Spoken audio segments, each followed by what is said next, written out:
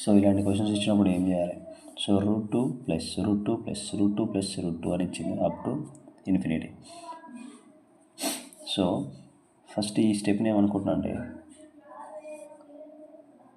దీన్ని ఏమనుకున్నా అంటే ఎక్స్గా తీసుకుంటున్నా.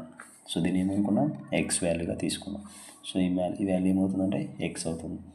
సో అదే క్వశ్చన్ని మళ్ళీ అబ్జర్వ్ చేస్తే ఏమంటే √2 ప్లస్ 2 √2 ప్లస్ 2 అంటే ఇక్కడ నుంచి కూడా ఇదంతా ఏమవుతుందంటే అది కూడా ఎక్స్ అవుతుంది. అంటే దీన్ని ఏమని రాసుకోవచ్చు అంటే √2 ప్లస్ ఎక్స్.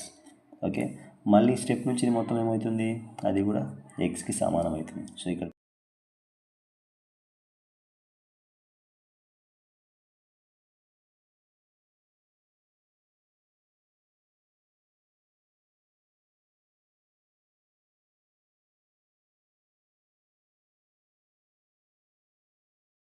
అవుతుందంటే